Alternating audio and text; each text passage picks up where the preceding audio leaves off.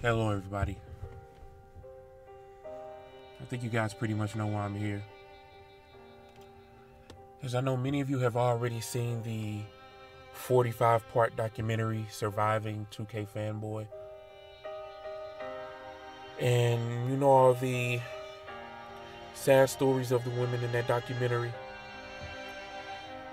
Well, I actually came across one of these women. And being that I know the 2K Fanboy and he was once a friend of mine, I thought I should get the other side of the story. So, she was willing to talk to me, and I've done an interview with her. And here is the interview. Hello, everyone. We have a special guest here, Tanisha Thotson, and she is actually one of the girls that escaped the 2K Fanboy's house. And I just wanted to get her on to tell her side of the story. And only thing I can say is, let's get right into it. First, I want to say thank you for coming on the show, Miss Thotson. How you doing today? Well, I'm doing fine, considering. Okay. Well, I'll just go ahead and let you get into your story. I'll ask one question and then you can kind of, take it from there. So, when and how did you guys meet? Well, okay. We met when I was 19 years old, and I was actually at GameStop buying a copy of 2K for my little brother.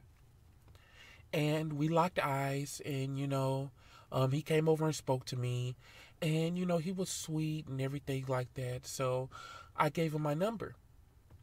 And when I left, I thought it was weird because he was buying like 8 copies of the game, but I just thought, maybe he's handing them out and giving them out as gifts or things like that. So I didn't really pay attention to it. So I gave him my number, and I remember he actually called me the next day. So we got to talking, and I just remember the conversations being so great. Like, he was telling me how much he liked me, and when he saw me, how beautiful I was, just saying a whole lot of things. So, the relationship, of course, got, deeper and deeper. And, we went on a couple dates, and, we eventually became an item. And after about 3 months or so, he asked me to move in with him. And I just remember thinking, wow, like that's really, really soon. But I thought I was falling in love with him. So I just wanted to make the relationship work. So I agreed. And before he actually invited me to actually live with him, well, before the process started, I should say, he told me, he said, I have other women in the house. And I was like, what? Hold on, what? And he was like, yes, I have other women in the house. These women, work for me. And it's nothing sexual or anything. And he just kept assuring me that I was the only person he wanted. And so it seemed pretty weird, but I just really wanted to make it work. So I thought I'd just see things and witness things for myself before I jumped to conclusions. And so on the ride to the house, he told me, he said, look, do you love me? And I told him, I said, yes, honestly, I do. And he said, well, I need you to do something for me. Well, when we get in the house, I just need you to spend a couple hours opening up packs. And my first response was, packs of what? Like, what do you need open? And he was like, well, there's a game called 2K, the game you were buying for your brother. And he was just telling me that there's a mode in the game called My Team, and he just needed me to pull packs. And it only take about an hour or so, and he needed me to pull packs until I got a certain amount of cards with high attributes. And so it seemed weird to me, but I went with it. So once we got to the house, I remember it was a huge house. I remember walking up the steps and actually seeing all the rooms with the women in there, and every room had a TV, every room had a different game system, and everyone was just in the same mode, I guess. Well, it seems like they were doing the same thing. I didn't quite know yet. But I just know they were all sitting in the room. The room had no furniture, no windows or anything. They were just sitting in a chair and just playing the game, I suppose. And so I asked him, I was like, hold on, what's going on? And he was like, it's nothing, it's nothing. This is the only thing I need you to do. So he put me in a room. And I remember he put me in a room, and all that room had was a chair and actually did have a window. So he said, okay, I need you to, all I need you to do is press this button and pull this particular pack and keep pulling until you get at least 590 or over overalls. And I said, okay. I didn't know if it would take long or not, but I supposed that it wouldn't take that long. So I said, okay, I can actually do that. And he said, okay, I just need to know a couple things. Before, we can make this official, I just need you to accept who I am and just, accept me. And so I need you to pour these packs. And if you have to go to the bathroom or if you need to do anything else, I need you to let me know first. And I remember thinking in my head, like, why would I have to do that? And he was like, and also, here's the intercom. When you buzz the intercom and you need to talk to me, I need you to address me as Ronnie. And I was like, who is Ronnie? He was like, oh, that's just my nickname. Just address me as Ronnie. And so I was like, okay. And so I began to pull the packs. And a couple hours passed, and I remember I didn't get any high overall cards. And so I was just like, okay, I have to stop and I have to just talk to him. So I actually went downstairs without ringing the intercom, and I talked to him, and I was like, I've been pulling these packs for a while and I haven't got anything. And right in the middle of me talking, he slapped me. And I just can't remember. It's okay, ma'am. Do you want to stop? No, I can keep going. I remember he just slapped me and told me if you didn't get what he needed to go back up there and continue doing it. And because I came down there and questioned him without buzzing the intercom, he actually took my chair, so I had to pull the pack standing up. And I just remember it was just so demeaning and so horrifying. There was a bucket in the corner. He said, if you need this, you'll use the bathroom. This is the bad girls' toilet. The people who've been the bad girls that didn't follow the rules had to use that as a toilet. And I just remember pulling packs all night, and I was hungry, and I was thirsty. I was starving. And so at this point I said, I have to get out of here. I have to escape. And so into the night, he was sleeping. And I can remember peeking in the room and he was asleep. And he actually slept with about 8 copies of the game. And so I remember saying, okay, he's asleep. And I just ran out the house. I just ran out the house. I didn't want to do anything. I didn't want to leave anything. I just ran out the house and immediately called the police. And when the police came, he said, ma'am, what's going on? And I told them everything. But because I was there willingly and I agreed to everything, they said there was nothing they could do. So that's basically how I escaped. And I just want to urge every other woman that's in that house, pulling packs, getting abused if they don't get what he wants, to just leave. Ma'am, that is... I don't know what to say. I mean, knowing this guy, I would never have expected that.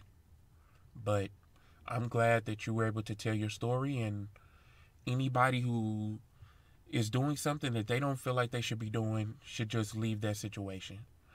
So I thank you for coming, Miss Dotson, and I just hope, everything gets better and you're able to get through everything. Okay, thank you. All right, thank you.